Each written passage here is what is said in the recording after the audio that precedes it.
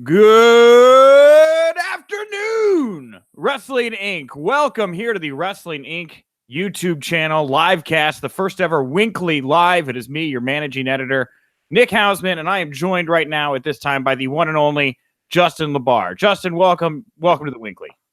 Thanks for having me. This will be fun. Oh, it's going to be great. We're going to be here every Thursday at noon Eastern for like the foreseeable future at this point. Like this is our lives now, Justin, every Thursday. Just chatting the news. Chat it up. Yeah, we've actually done this in the past. For those of you that have been following Justin and I, we did this for 120 Sports for a long time, and I showed you the video yesterday, Justin. Obviously, you've been quite an influence on my life as well. You caught OTP Wrestling, yes? Yeah, when you sent me that link, I had a good. I mean, I didn't watch the full thing, I have to admit, but I watched a healthy portion. I had a good bit of entertainment and laugh. It brought me back to thinking about where Chair Shot was in about 2012 when you shot that, and the inspiration that could lie there.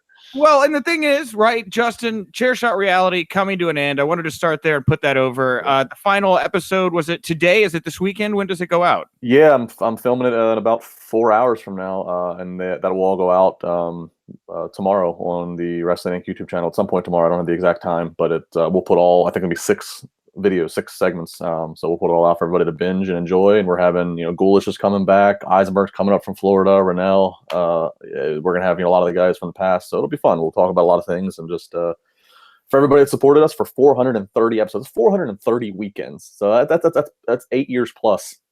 So we're looking forward to just saying thanks to everybody and a farewell and end of an era. Well, when you think back, though, Justin, I'll ask you one more CSR-related question. Is there like one Chair Shot Reality moment that really stands out to you? Like, man, I can't believe we are doing this as part of Chair Shot Reality. I don't know if I'd say one moment. I mean, we were pretty, there was times where it was like, I sat back for a second. I said, this is pretty cool, from something going from literally, starting in a basement and then, being in a professional studio, having Vince Russo there in studio. And just because Vince is, is somebody who's, he's just such a character. We'll just put it that way. So having him come in from Colorado and be in there, and we've having Nash, having Hardy, I think just having the people in the studio. It's one thing when you can obviously get them on the phone or a Skype or something to do a podcast, but when you can physically get them in there, and they've took time out of their lives, they've made it part of their booking schedule essentially. I think you just look back and go, okay, this is we've accomplished something, So well, this was very much your bridge into like what would become what is now your adult livelihood, right? This, I said to my wife last night, because she's like, she's like, I feel like you're not showing as much emotion. I'm like, I'm not really sure how to process it all. I said, but I didn't realize that when we did the first Chair Shot for no money, and it was complete random pilot pitch essentially for the previous place. I never knew that by doing that forever my life would change, because now forever my life has changed. So you're like a Wayne's World success story, Justin. Yeah, right. It's funny you say that, because I used to always, when I tell people what Chair Shot was in the early days, I would always like people like non-wrestling fans, like if they said, what's this thing you're talking about you're doing? I would say, I'm like, it's basically like Wayne's World for wrestling. That's how I would describe it. So it's funny you mentioned that. Well, party on, excellence. Check it out. Chair Shot Reality, final episodes coming out this weekend then, yes? Into next week? Yep, final episode with, like I said, 6 segments that will all be there for you to binge watch on the playlist here on the Wrestling Inc. YouTube channel. So hopefully people will enjoy. Yeah, absolutely. And like I say, I'm getting to move forward with you, Justin. So every Thursday, you need that LaBar. We have LaBar. Is that kind of like Cesaro? What Cesaro and Sheamus say? Like, we have LaBar. They said he doesn't just set the bar, he is LaBar. There we go. So there you go. Man, and we could use a bar for this show. I want a kegerator in this room. Totally different thought. This is the first live WINCLY news recording segment. Thank you all for tuning in right now. Share this out. Let your friends know. We're going to be here every Thursday at noon Eastern. If you're listening to the show right now, we're going to be talking just the news. It's going to go about 30, 45 minutes. When we're done, I'm going to take the audio from this. We're going to put it on the Wrestling Inc. audio channel, and I'm going to include some interviews. So you'll get this news segment, which you already enjoyed. You can tell a friend to go find that. But you're also going to get to hear from Ring of Honor's Matt Taven, Jerry Lynn, Dr. Tom Prichard, Marc, Mero, and I guess an interview that I conducted that made its way into the Observer this morning. Ring of Honor COO Joe Koff is going to be rounding out the show today. And of course, the interview found its way to the Observer because Joe said he doesn't see the Young Bucks in Ring of Honor in 2019. So we'll talk a bit about that here in a bit. You're going to get the full interview with Joe here later in the show with a lot more than just that in it. So check that out. We are not going to have the Views from the Turnbuckle audio edition. Jesse's another week behind, so we'll have him back next week. I do want to say from last week, the interview I did with Conan has also made waves. We have an article right now on the front page about how he was supposed to be Lashley's mouthpiece in Impact, and he has some harsh words for WWE creative. And before we get to the news, Justin and I did do the WINC podcast yesterday, and we talked at length about the Dynamite Kid, but I did want to once again start the show by acknowledging the passing of Dynamite Kid, age of 60. We continue to send our thoughts and condolences out to him. But let's get to the news here. We'll start with some WWE stuff, and we'll get to the Joe Koff, Young Bucks, Cody news here in a bit. Monday Night Raw was, of course, a couple nights ago, Justin, and sounds like, according to the Observer, last week's Raw, this week's Raw have a theme. They were both rewritten kind of last second by Vince McMahon. And this week in particular, I guess he rewrote it restlessly because of the passing of George H.W. Bush, former 41st president. They were in Houston. They wanted to make sure it was a happier Raw, I guess. What's your take on Vince kind of last second throwing the script out here each week now, Justin? Well, if that's true, if we think that that's true, we're going to go based off that it is true. Then it was a bad call because it was a terrible Raw. This might be the worst 2 weeks. This might be the worst consecutive 2 weeks of Monday Night Raw in history. And that's there's a lot of episodes. That's 25 years to pick from. Yeah. I given the fact that because they were in Texas, I can give a little bit of validity if Vince was thinking, okay, I want to change the mood because of the passing of a man who's huge, a man who's huge in Texas, and obviously the former president. I mean, I understand it's a bit trying to do that, but at the same time, I think whenever you're trying to do last minute scripts, that just creates so many problems. And creatively with anything, when one person just goes into a corner and just hogs it all, I mean, I think in most creative aspects, not just writing a pro wrestling show or sports entertainment show, but whether it's writing music or writing a movie or whatever, I think that there's a lot of danger in that. You want to have some checks and balances of other people's ideas, especially when, I think with Vince, I know a lot of fans might think, okay, Vince needs to retire, he needs to put the pen down, Triple H needs a book, look at how good NXT is. First off, we don't actually see what goes on step by step, so it's a little irresponsible to say that. I will say though, my takeaway from all this with Vince is, I think Vince is always going to be really good at. I think he adds a lot of little touches and a lot of things that we don't know gets attributed to him. We always hear talent saying the guy's a genius, right. And this is talent that's not with him anymore. So it's not like they have to suck up to him. I think he still does a lot of little things that we'll never know that he put that touch on. Maybe big picture, does he need? Should there be changes? I think based upon the last 2 weeks of Raw, you can make a case that yes, there needs to be, whatever the process is, there needs to be shook up. I don't think shook up in the way of having Vince do it all by himself is the way to go, though. And it's tough, right? I mean, Vince is still very much the man in WWE. Everybody looks to him. The stock investors, what it sounds like, really would be unhappy if Vince became less hands-on with the product. I don't know if that's just on a creative end or on a business end. I do think that, yeah, there is something very different about Raw than SmackDown. It does sound like, from other reports, also from the Observer, Vince doesn't really go to SmackDown. He conference calls in. He was obviously there for SmackDown 1000, which ended the streak of not my favorite SmackDowns, or some of my favorite SmackDowns that came to abruptly to an end.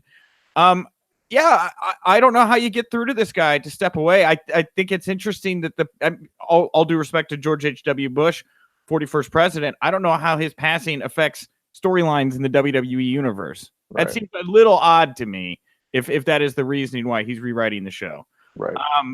To wit, I will say this past week's Raw was the lowest viewed Raw in history, a little over 2.1 million. Again, how important is that number? What are DVR views? What are the YouTube numbers? Right. The tough thing is, in the wrestling world, for you and me and for everybody else that does this, we know based upon the past of wrestling that 2.1 million is low. Okay, we know, but on that scale, that's low. Right. But to most other weekly episodic television, they would love to have a consistent 2.1 every single week and know they have 2.1. So that's where it becomes, we can cry wolf in the wrestling world of how terrible this is, but in the television world, And like I said, not even counting some, what did the YouTube views do? What did Hulu do? Not even counting all these other platforms. Vince just sold $22 million worth of stock share. He's still worth about $3.2 billion. I mean, so what do you think is really going to get through to him at the end of the day? And I don't know. I don't know if him seeing 2.1 million and somebody saying, hey, it's the lowest ever. I don't know if that's going to, what that's going to do to a guy who's over 70 and has accomplished so much. I mean, he's certainly not a guy who's going to panic. But that's the thing, Justin. He's like a runaway freight train. How do you stop this thing? Right? like a freight train, but it's filled with money, and there's like money flying off the top of the train as it like shoots down the tracks. Everybody's grabbing at the dollars as the train flies down the tracks. Very good metaphor I just had there. I'm just thinking about it. It's crazy. I don't know how you break through this guy either. Maybe he'll be more distracted. We're gonna talk some XFL stuff here in a little bit. Maybe that'll catch his eye. The $22 million from the stock thing. Maybe he just wanted to buy a house somewhere. It's hard to tell, right? Where you got to peel the dollars off sometime. But maybe I wanted to go on vacation, so I made sure I dispense $22 million. Well, the real thing here, we know the answer. What would get Vince motivated to try something different and allow somebody else to step in creatively is competition, right? I have it a little bit further down. I have all my things around me here.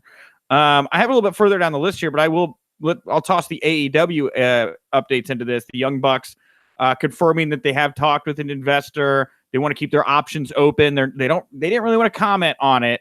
But Ring of Honor, we're going to talk about all the talent they're signing up right now. A lot of brands on the rise here. Maybe healthier competition is the way to move the needle with Vince if he sees that other people are starting to make waves into his marketplace.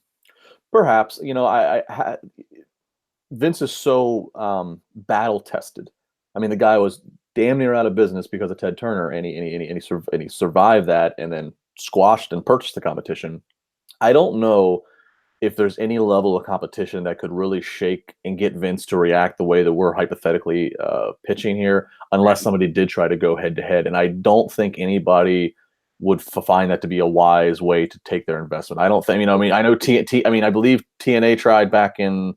Well, yes, you're right. And Michael Weissman, by the way, wrote a great article that's on the site, went live yesterday, talking about the time that Impact TNA did a better rating, did more viewership than this past 2 weeks of Raw. So, yeah, I mean, I don't think, because again, even if a new promotion with the Bucks or something and all that gossip happens, and ROH is doing really well in their circle. Even so, I don't think it's going to affect numbers for WWE to the point to where he's going to feel like he needs to do any change. He's also, I think, very much. I think he believes it when he says, okay, they're wrestling companies, we're an entertainment company, so he might make it an apple to oranges kind of thing. But I think the only way that you would really get maybe a panic reactionary Vince McMahon, not knowing, I'm just guessing here, is again if somebody really tried to go head to head with him, and I just don't see anybody thinking that's a wise move to do. Well, the Bucks, the Jacksonville Jaguars, there are trademarks out there. There's one trademark out there right now for Tuesday Night Dynamite, which would put them head to head with SmackDown theoretically, unless SmackDown moves to Friday here. It sounds like when they go to Fox. Right. I don't know, man. A lot of cowboys out there with some big dollars floating around. There is, and maybe in one other way, I guess maybe though it may be okay if it's not somebody going head to head, would be if somebody significant from Vince went to there. So when I say somebody significant, I don't know about Punk. Wrestling would be a thing. It would. Oh no, don't get me wrong. It would be a draw. It would be top story everywhere. I'm saying somebody currently with it. If somebody decided to up and pull a Lex Luger, essentially. If somebody really in the middle of the night wanted to, somebody significant. I'm not talking about a low level guy, but if somebody from his top tier, a Daniel Bryan, a John Cena, Randy Orton, go anywhere in the top tier. If somebody made a move, I don't think any of those names, by the way, those are just the first names that popped in my head. But maybe that would catch his attention. I don't want to inflame, smoke or anything here, but John Cena is kind of at the point now where Hogan was a couple years before he did the WCW jump, right? He'd kind of, fallen a little bit out of favor with Vince. He wasn't. John's never leaving the WWE family. That's never going to happen. That's not happening. Money talks, man. I mean, he doesn't. No, I don't. But that would be a realistic comparison, though. No, right? the comparison is correct. Yeah, the comparison of Hogan of early '90s, early moving into the mid '90s as the new generation was happening in WWF is similar to Cena as he's on his way out with Hollywood and here or there. But I don't. He's never leaving the WWE family. But I mean, it would have to take somebody of some real significance at WWE that currently in WWE, I think, to jump ship for maybe Vince to go, all right, what is this thing that's over here? John Cena starts filming Thunder in Paradise down at Universal Studios. Everybody just start taking notes. Somebody who will, I mean, theoretically, I guess, be a free agent here while we're talking about Raw. Rhino announced his retirement in front of the live crowd after losing to Heath Slater in a loser leaves Raw match. Heath Slater now a referee. Rhino now retired. Let's start with let's start with Rhino. I'm a big Rhino fan. I don't know. I'm sure you've worked with Rhino quite a bit on the coast. Yes. Yeah. He was a former member of Team LaBar. Yeah, great guy. Wait. I was Rhino's manager for one night. So there we have something in common. We have mutual clients. Yes, exactly. Thank you. But then I don't think he worked for me again. I don't think he was really. It's like an acquaintance. Yeah, man. He is a guy who has just. I mean, what a story to tell. That's the movie. That's the book I want. Is a guy like is a guy. It's hard for me to call him Rhino. That's the guy that I would love to see his story all the way through ECW. Then he kind of faded off to the Indies and came back in WWE and didn't reach the heights that he had obviously as like the final ECW champion, but had a really fun run. Also, all the stuff he did there in Impact. I mean, this guy's had a career. Yeah, you figure since the late 90s, I don't know, maybe 97, 98. I mean, really from the late 90s, Rhino has been he's always been steadily booked, but he's been on national TV for a good portion of it, whether it's ECW when they got to national TV, whether it's WWE or whether it's Impact. I mean, so that there's something to be said for that. There's not a whole lot of guys that can claim that. There really is. I mean, like and sometimes it's guys that we don't always think. Like R-Truth's another one. R-Truth is one who's been steadily employed, despite the fact that he's fluctuated from main event at certain times to dance break filler. But yeah, Rhino, I mean, I think he's like 43, I think he is right now. So, I mean, he looks and he seems to have, I haven't talked to him in a while, but he looks great. Seems to be doing well. Obviously, I'm sure, I'm sure smart guy, he's not scrounging around having to work for $20. He's dabbled with politics. So, I mean, good by him. He's got the rest, he's got the other second half of his life now. He's got, second half of his life he's got control of. This is great. And I'm sure if he wants to stick around WWE and if he wanted to do agent or produce or wanted to help train, I'm sure that they would openly welcome him. I wouldn't be. He'll pop up at the Raw 50th anniversary or whatever, something like that. And he's got his boat dock now. He up in Michigan. He's got Big Daddy's boat dock. He's a man of my own heart. That's what you get to the point if you can retire young and just ride around drinking beer on your pontoon boat and flipping burgers. That's a nice way to live. Speaking of living, though, still in the WWE would be then Heath Slater, now a referee. Interesting move here. Where do you think they go with this, Justin? I don't know, but I like this. This might be one of the few bright spots I can really take away from Monday Night Raw from the creative is I like little things like this. Heath Slater is such the ultimate utility man. I mean, he is always down for anything, and he tends to always make it as best as he can. We always hear the phrase, from the old school dogs like the Jim Rosses of maximize your minutes on camera, make the most of what they give you, own it.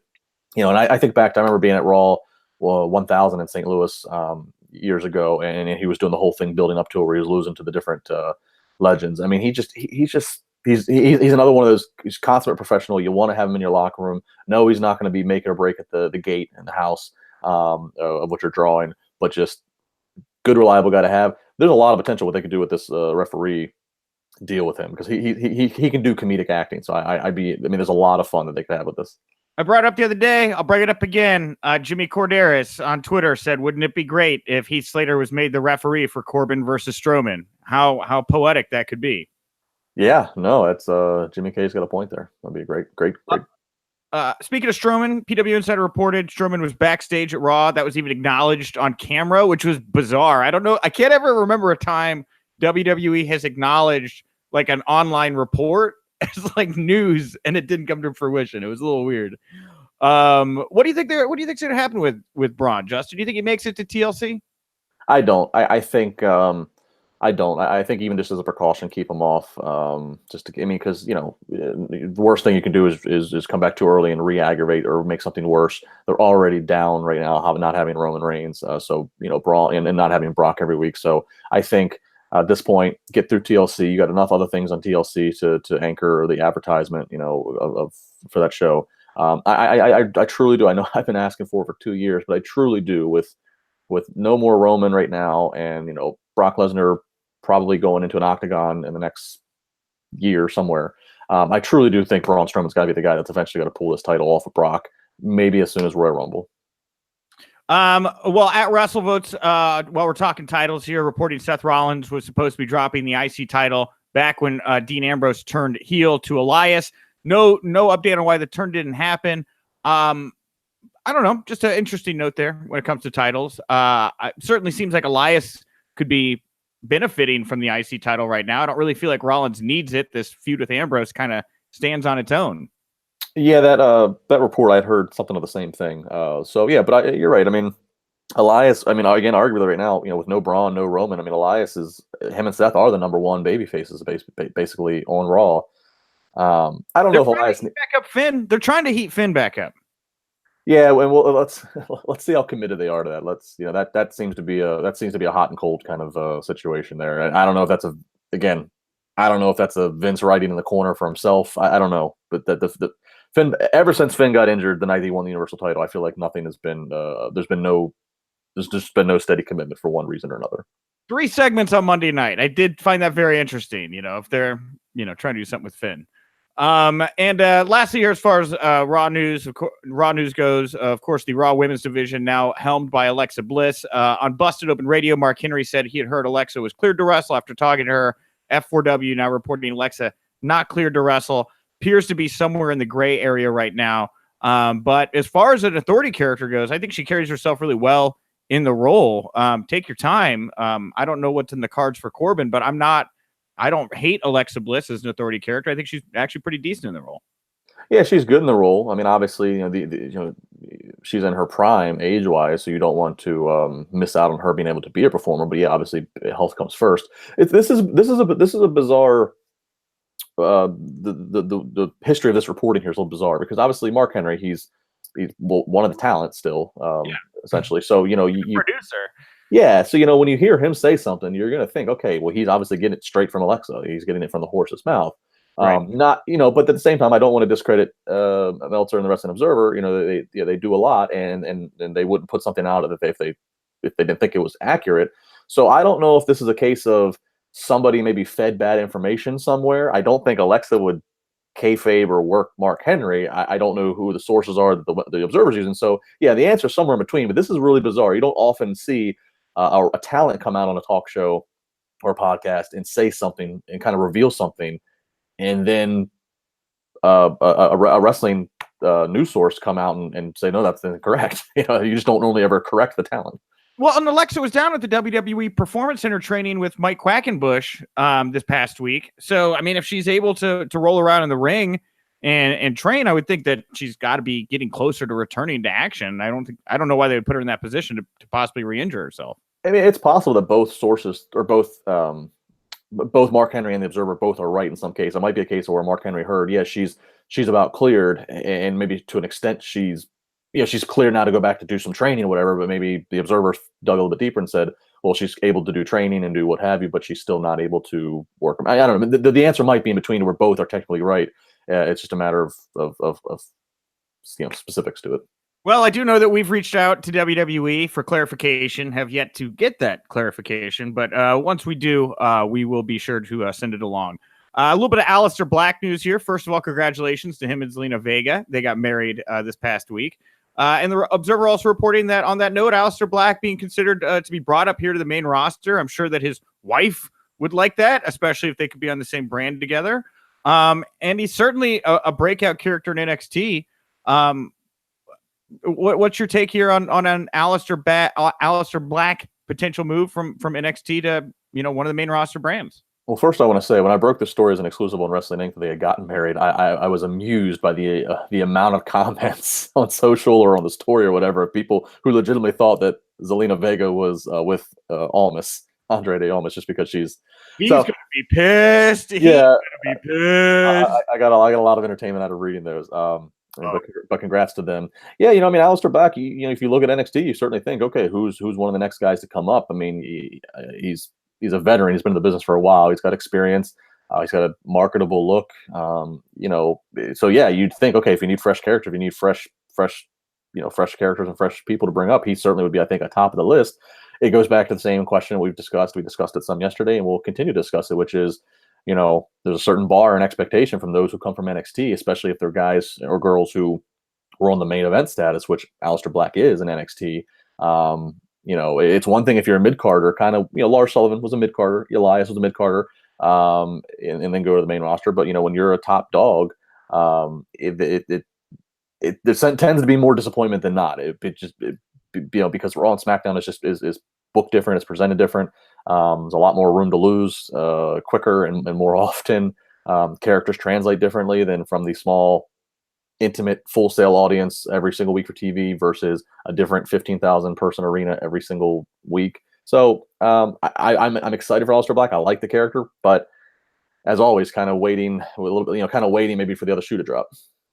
Yeah, you're exactly right. I think that there's a great point in there as well about just how many more matches there are to work, how many more opportunities there are to lose, how many more ways for plans to go awry.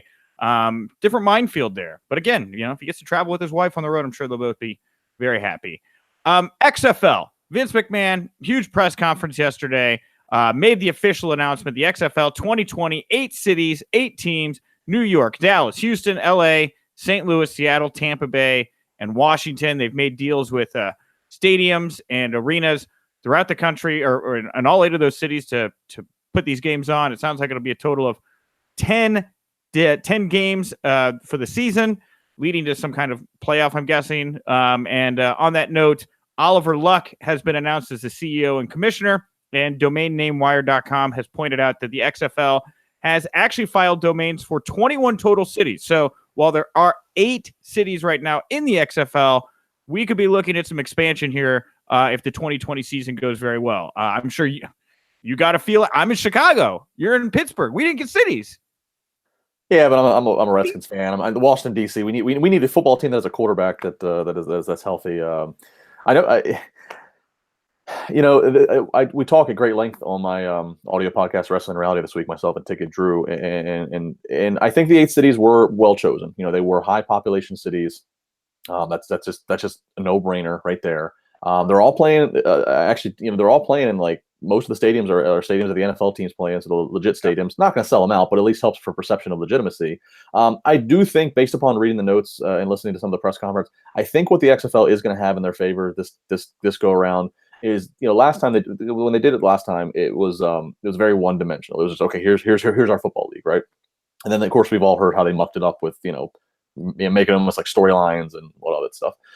This time around, but it seems like not only with taking advantage of all the platforms and social media, et cetera, of how to distribute it, but the fact that they're willing to let in-game betting happen and prop betting, and I think they want to make fantasy sports different. I think the fact that they're going to engage in all these different things that the sports society fandom today is so keyed in on. I mean, go to a Buffalo Wild Wings on a Sunday, anywhere here in the country, and people are just glued to their phones and their tablets, watching their fantasy teams, checking things, checking their bookies.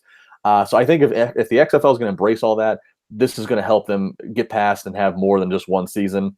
And who knows, if they do right by talent and the product of the game, the quality of the game, this could put the Canadian Football League, the Arena Football League, NFL Europe out, and this could make them truly the number 2 alternative behind the NFL. My only request is I do still want Vince to come out for the very first game at 73 or 74, whatever, however old he'll be come February of 2020. I do want him to grab the mic and give me one more. This is the XFL. I think we all want that. Now, The thing that you talk about the quality of the game, the thing last time around was a lot of these guys got picked late. They only had like a couple weeks to kind of make themselves a team. I haven't dug around as much into the XFL news just because, I do love fantasy football. I'm not at Buffalo Wild Wings, but I'm like similarly doing the same thing on Sundays and Monday nights. The plan here is for these guys to get several months to work together as a team now to develop some kind of a mojo. So these games actually are going to be pretty good, right? Yeah, they definitely want more. They definitely want more time. I know with preparation. I mean, I figure, just thinking about this as a sports fan, the the NFL draft is obviously this April. So I have to think that after the draft happens, after training camp and such happens through the summertime, that then guys who aren't on rosters or who get cut and what have you, I got to think that that's gonna, that by the summertime the XFL is going to be very much in full motion of putting their rosters together. So guys have an entire fall season essentially to prepare and practice and get ready for their February kickoff.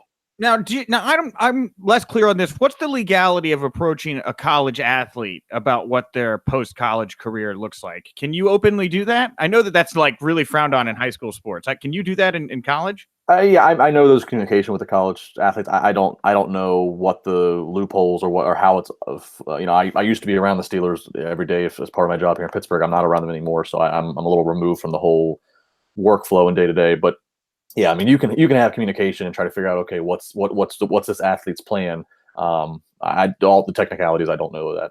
I would just be interested if Vince or whoever his team of educated football heads think would be great players out of college. If you could make 1, 2, 3 guys high money offers coming out of college to prevent them from even starting their careers in the NFL, that seems like that would be something that would be worthwhile and add some credibility to your ranks. Yeah, the problem I would see with that is, I mean, just what these rookies get when drafted in the first round for the NFL, the money they get, I just don't see it. Maybe I'm wrong. I don't see the XFL offering that same kind of money. And let's say even if they could match, even if they could give you the exact, let's say this rookie is going to get 60 million, 50 million, I don't know, whatever the number is, pick a number.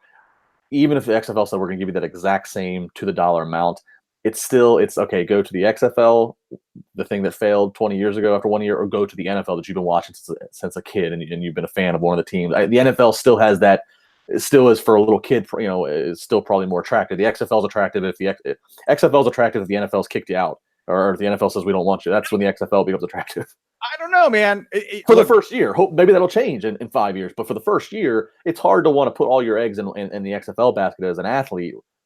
If they're going to pay you like more money than anybody in the league, first year out, come work XFL. If it doesn't work, you can still go get on an NFL team. It's your first year out of college, and you were the wacky XFL guy. He hates me. I don't know. That's the positive spin I would find on it. Let's get back here a little bit to some WWE news. We still have some interviews here to come here for those of you listening to the audio edition. Wrestling Observer reporting, couple ladies news notes here this morning, reporting that Becky is cleared concussion-wise, but can't have any physical contact with her face because of her nasal passage still healing and all that. So that's why you're not seeing Becky in any kind of physicality right now, but it does sound like the concussion issues have cleared up and she should be good to go by TLC. Yeah, and it's smart, again, just like I said earlier with Braun, do the right thing. Don't rush and rehab. I mean, again, especially a Becky Lynch. I mean, my God, she's all out entertaining just when she speaks, just with her body language. So if you don't need her to take any physicality at the moment, let her rest up. That's I think that's a smart thing to do. But yeah, I mean, we spoke about it before. I think Becky Lynch has a real chance at being the main event at WrestleMania this year.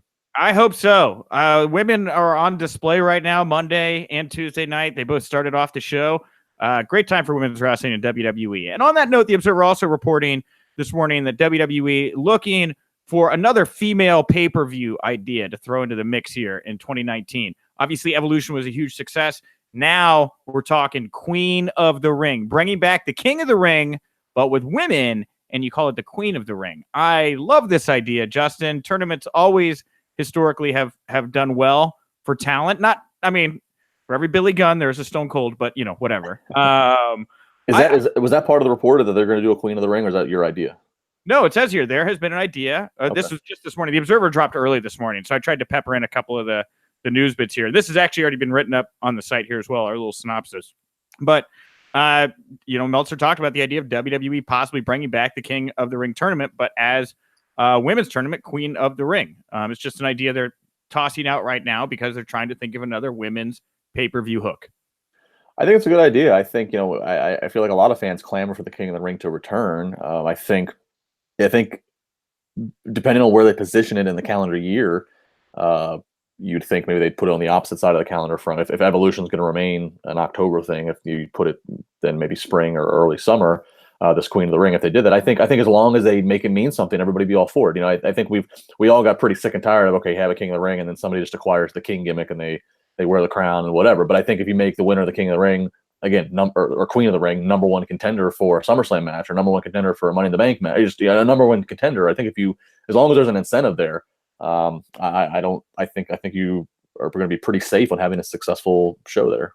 Yeah, it kind of died a death when they did King Barrett and King Sheamus. I think we're like the last two kings, and we're not taken very seriously.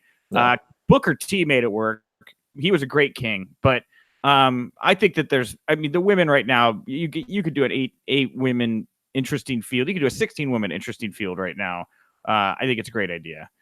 Let's see here. Also, new match announced for WWE TLC: The Bar versus the New Day and the Usos. I don't believe that match has a gimmick. Just triple threat, right? Yeah, I haven't heard a gimmick just yet. I did speak. I don't know if you heard this. Did you see the? I thought Bully Ray or Bubba Ray had an interesting quote on Sirius XM talking about this match, talking about how these three teams have what the Dudleys, Edge and Christian, and the Hardys have, which is that chemistry, which I thought was a really high praise.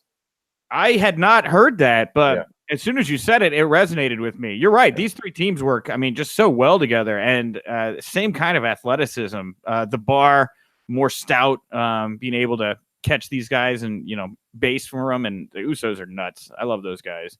And the New Day. I love what the New Day is doing here right now. And I don't know, maybe I've asked it too much. I think you might hear me talk to Dr. Tom about it here later in the interview if you stick around for that. But the New Day, you break them up, you keep them together. They've been around for a while. Is Big E world title material? I think so. I think you don't need a break. You can still let them be associated with each other, but they can have their own feuds. They can have their own situation stories. I think Big E, I think he's got all the charisma in the world. He's got all the athleticism. He's got a look. I think it would be they'd be doing themselves a disservice if they don't explore Big E as a top of the card single star. Agreed. Sin Cara spoke with Spanish YouTube outlet Peluche in El Estuche. He commented on how he's wrapping up his knee recovery right now. He's looking to return to action next month. So for those of you all out there wondering where Sin Cara is, he should be back soon from rehabbing his knee injury. Maybe he could be a member of Lucha House Party. Very popular. This does nothing for me. Like Sin Cara has become like Sin Cara is going to become like this millennium's Doink. We're going to have it's going to be listen to me. It's going to be 2040 and Sin Cara is still going to be wrestling, and we're going to be on our 7th Sin Cara. It doesn't do anything for me. I don't care. Look, there's no place for a Sin Cara when we have Rey Mysterio in the same company. Wow. And it's not even the real Sin Cara. It's not even the original guy that was supposed to be, the next coming of Lucha Libre wrestling from Mexico. That guy, Mystico or whatever, he's gone obviously. So this is Hunico with a mask. This is the closest I've ever felt that you were actually Vince McMahon while talking to you. I feel like you handled it. We've got Rey. Why do we even need these others? We got a mask guy. We have Rey. We have Lince Dorado. We have Grand Metal. We have enough. This is not 1996 WCW. Sin Cara doesn't do anything for me. I'm sorry. That would really get the Revival's goat. They're tired of these 3-on-1s. Imagine the 4-on-1s that are to come here when Sin Cara comes back. We also have here in our miscellaneous WWE news, Hollywood Life spoke with Nikki Bella. She's reportedly ready to begin dating again. She thinks she'll date a wrestler or somebody else famous here soon, I guess is what she's saying. This was, and I like Nikki, but this was shocking because I really thought that she was going to say she was getting ready to date somebody who's working in the fast food industry. I had no idea that she was going to consider dating a fellow wrestler again, because she's only dated, a couple wrestlers already. I don't even know why that makes me laugh. It's just like, here's my very legitimate news sheet. Nikki Bella. This translates into she already knows who she's going to date. She's just setting up the PR for it. She already knows who it is. I'm sure she does. You got any tips? You got any idea who could be next on the list? No. Oh, I think you're holding back. I think you know who it is. Who's she dating? It's not my love life to talk about. I always got a vibe with her and her Dancing with the Stars partner. You know what I mean? Those two. They're close because of the dancing, but something there, man. I don't know. I never watched her on Dancing with the Stars. So I don't know. I watch everything. My girlfriend and I, you get the ability to cross wrestling and reality TV together. That's a date night for most wrestling guys. I feel like, way to get the girl in on it a bit. Hulk Hogan, Wrestling Observer reporting Hogan looking to sign a new non-wrestling contract with WWE very soon. Could be out representing the company in different ways, I guess. Didn't seem to get the warmest response from his appearance at Crown Jewel. A lot going on there, I guess, with that one. Well, he actually did something else too. He did and now it's just escaping me. He was at another event for WWE just recently because I hate the fact that I can't think of it, but he was at another event that WWE had a table that they sponsored just recently. I saw pictures on social media from whatever event it was, that account. So I mean, yeah, they're quietly using him, because obviously, again, in the business world, he's still Hulk Hogan, and as an ambassador, showing up at these events, it's still a big deal.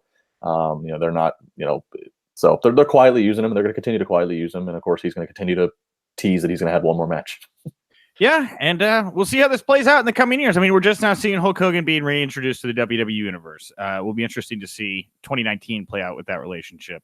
And also 2019, last WWE note here, PWInsider.com reporting WWE looking to sign Shane Strickland here. There is a Lucha Underground contractual issue they're looking to settle. But then, Lucha Underground's kill shot, if you're a Lucha Underground fan. Independent wrestling breakout, Shane Strickland would be, I mean, the NXT roster for 2019, you got to get some guys out of there. You got Matt Riddle coming in, Punishment Martinez coming in, Shane Strickland coming in. There's a lot of top talent coming in. Yeah, there is. I mean, that's one thing you got to say that's pretty exciting about WWE in these last few years, and obviously a big credit goes to NXT, is that they are more open than ever to bringing in talent.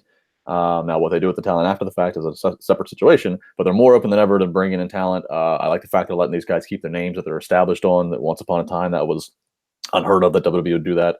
It's great to see Punishment Martinez get to be Punishment Martinez. It's great to, it just helps, with the it helps if you're acquiring this talent, acquire the name that made them. Why change it? I understand the legalities of why they did in the past, but I like the fact that they've kind of took a new stance on that. So it is an exciting time. Again, I say before, WWE has probably one of the best, most deepest rosters they've ever had, which makes it all the more frustrating when you get a really low BS Monday Night Raw, because it's like, it shouldn't be this way. Look at all you have to work with. Yeah, and there is a lot to work with out there. So on the flip side, Shane Strickland to WWE. Some great Ring of Honor announcements this past week. PW Insider reporting Silas Young had been locked in for a 3-year deal. PW Insider originally reported that PCO had signed a deal with Ring of Honor. PCO has since gone on Main Event Radio, confirmed it is the best deal of his life. He's very much looking forward to that. He also put up a Twitter video, for those of you that haven't watched, where he signs his ROH contract in blood. And finally, the Wrestling Observer reporting Brody King looking to, or has signed with Ring of Honor, and will immediately stop working with MLW. So 3 big names there: Brody King, PCO, Silas Young, of course, re-signing. But you got a lot of other talent in there as well right now going into 2019. Flip Gordon sticking around in the Joe Koff interview at the end of the show here, which you should stick around for. I asked him who the top 5 talents are that he sees going into 2019. Conspicuously, the first name he says, Marty Scurll. He says they're going to be pushing Marty hard. You think about those AEW rumors. Marty is the one elite member, I believe, that's still under contract with Ring of Honor for at least 6 months, I think, into 2019. Just intriguing. Yeah. A lot of pieces moving around here going into 2019, Justin. Yeah, it's good. It's healthy for the business. When you got guys that are able to get multi-year deals for money that they're obviously able to live off of and comfortable to live off of, and in PCO's case, saying the best deal of his life, when they're able to get that in other places in the United States, it's not WWE. That's very healthy. That's very good. I think it also does speak a little bit to WWE. Maybe it's become a little bit less attractive to some guys. I think, again, there was once upon a time where everybody would, no matter what, drop what they had to do to get to WWE because that was the game to go to. But I think as maybe some people are seeing that, okay, how am I going to, they're trying to prophesize how they would be used and booked in WWE and or NXT. Maybe they might have been able to make a few more bucks in WWE if they would have took a deal there. But ROH is attractive to them because of how they'll be used. So it's healthy for the business, absolutely, and it's good for everybody just knowing that they are getting this, continue to make a living doing what they love. I have a real good feeling about Ring of Honor going into 2019. I think a lot has been made about the Elite, Bullet Club, ROH's dependency on Bullet Club. And I'm going to talk to Matt Taven here in just a second as well. But one of the things I bring up is if Dalton Castle hadn't gone down with injury when he was red hot, would we have seen the same growth from the Elite, Bullet Club people within Ring of Honor and New Japan? Would their value have been that high? It did kind of seem like Ring of Honor was starting to build some internal talent there. That was about to break out. So discussion here for just a moment. I wanted to also real quickly bring up while I have you, Justin, what'd you think of them having Punishment Martinez lose his NXT debut, tapping out to Matt Riddle last night? Did you know about that? Yeah, I saw the I watched the match. I was very excited for it. I put a tweet out last night. I was excited about both these guys. Yeah, I mean, when I knew that he'd be working Matt Riddle for his first match, my initial thought was, okay, he's going to lose. They're not going to have Matt Riddle lose this match. But I'm not real bothered by it. Basically, the way I look at it is, there's a lot of guys actually. If we were to go back and look at their first NXT, like this one loss is not going to determine, okay, Punishment Martinez is going to be this low level of a talent. I mean, he tapped out to a guy who, quite frankly, I could see Punishment Martinez and Matt Riddle working a big stadium show for WWE in the next couple of years. I mean, so if anything, it's like you come in, at least if you're going to tap to a guy who's probably going to be on the top of the heap sooner rather than later. So, yeah. All right. And, lastly here in AEW news, we don't have the time to talk about JBL drunkenly tweeting he's going to kill Cody Rhodes and then having to apologize it. And of course, sorry, guys. And also Chris Jericho, not sure what he's going to do in 2019. I know, shocking. So I guess maybe not worth the conversation either. But we are going to jump into some interviews here. But before we do, Justin, I'm looking forward to you being back every Thursday, noon Eastern with me, talking the news. Where do you want to send people to find you, follow you, all those great things? My Twitter at Justin LaBar has everything. You can interact with me. I do encourage you also to check out my Wrestling Reality podcast. That comes out. You can subscribe on iTunes or Spotify or everywhere like that. And again, last Chair Shot Rally this weekend here on the Wrestling Inc. YouTube. Please enjoy. And anybody who's watching right now who's a big fan of CSR, thank you very much. Yes, and now it is time for some interviews. This concludes our live portion of the WINCLY. Head on over to the iTunes feed. Find the WINCLY there, where you're going to have some interviews now on the show if you're listening to the podcast version of this. First, we're going to have Ring of Honor's The Real World Champion, Matt Taven, followed by an interview that Michael Weissman did with Jerry Lynn at WrestleCade, Wrestling Inc.'s Michael Weissman. Then an interview I did with Dr. Tom Prichard, and then another brief interview that Michael Weissman did from WrestleCade with Marc Mero. And we're going to round it out with the much buzzed about interview now I did with Ring of Honor COO Joe Koff. Thank you, everybody, for tuning in. Stay tuned this weekend. We've got a big editorial dropping with Brian Wool, taking a look at the potential feuds for Lawler Sullivan on the main roster. And, of course, go check out Chairshot Reality. And remember, if you winked, you didn't miss it.